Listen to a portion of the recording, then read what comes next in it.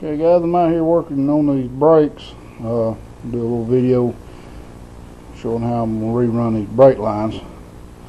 So I had to take this distribution block off the truck, and it's located right behind this front frame cross member back here. It's bolted like that to the cross member. You can tell this is a 3/16 line, comes from the front. Front goes to the left side front, oops, and the right side front. And this one's coming, it's a 1/4 inch going to the back, and it goes through this big one on the end here. And this will unscrew. This piece here will unscrew, as I found out. Don't know what exactly it does. I'm not all up to speed on that sort of thing, but I think while I got it off here, it'd be a good time to paint the back of that cross member. And as soon as I get that put back on, I'm going to go ahead and put the sway bar back on. So what I'm going to do is I'm going to run 2 new lines from the top of this up to the master cylinder. And on one of those lines, I'm going to have a line lock. And I haven't decided which one or where I'm going to put it. So it's one of those things. Anyway, we're going to get started on this, and I'll show you a little along as I go along. Thanks.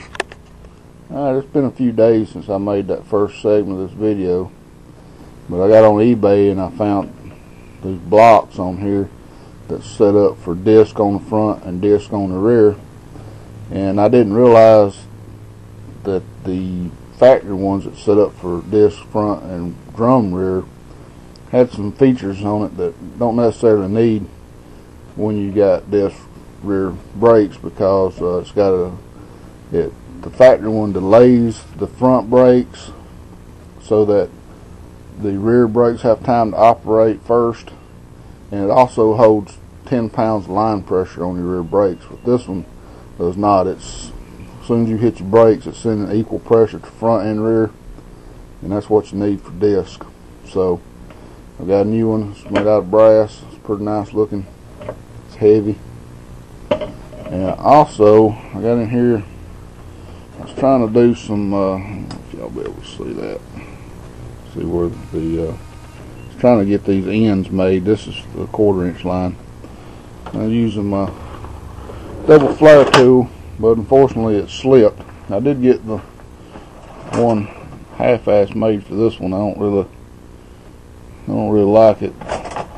But I've decided, since I've got to make 6 fittings, two here, 2 at the line lock, and 2 at the master cylinder, that it just wasn't worth it for me to frick around with these things here. So I got on eBay. Well, I went to Eastwood's website, and I got their double flare tool, but I didn't get it at their website. I went to eBay and got it for $50 cheaper than what they had for the website, and with free shipping. So I was kind of happy about that. So I'm going to get this thing out and get it set up and try it out, and we'll show you what it looks like. Alright, so I got the block set in the vise, and I've got the 1/4 inch part put in where I need it, and put the top plate in. This whole damn thing likes to move. This is top ain't perfectly straight. Then I'm going to turn it to OPO.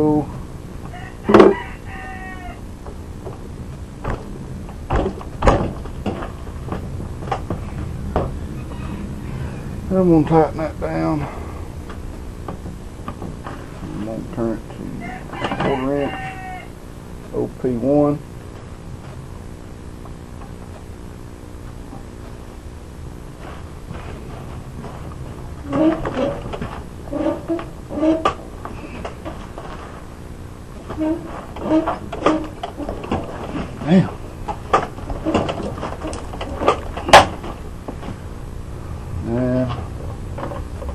I'm going to turn it to OP2 1/4 inch.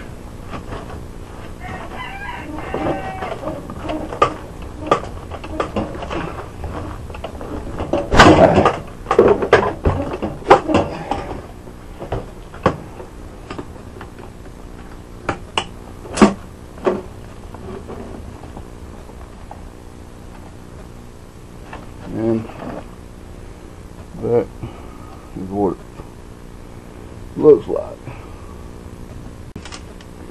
Anyway, that's what it looks like. You can damn see it. But so there she goes. 180 bucks with free shipping. Comes with a nice little carry case with a few more dies in there, or clamps to hold different size pipes. So now we'll I'm gonna go ahead and do that 5/16 over again. I mean 3/16 over again, and get them bent to fit the block, and then we'll try to get them run and bent where we need them, and then put some more ends on them. Alright, show you what it looks like. Okay guys, it's taken me, I guess, an hour, maybe hour and a half, but I finally got this block on. Got the new block, got the new lines, got them run up, and I've just kind of left them hanging out right now. I got to put some coils in it, and I left this one a little long, and I'm probably going to regret leaving it this long, but what I'm thinking about is putting that line lock, putting it on my inner fender, because there's just no room at all on this frame. And when I cut this thing off, I really couldn't measure how much I needed, so I can coil it up, put a bunch of coils in it, take up a lot of room, take up a lot of slack in it rather. But that Eastwood tubing bender, I think it did a real good job. Once I figured out, the only thing I don't like about it is it leaves a little burr on the underside. This camera don't focus for crap,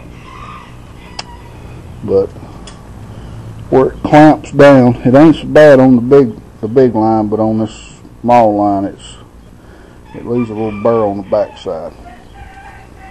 But anyway, I'll get these coiled up.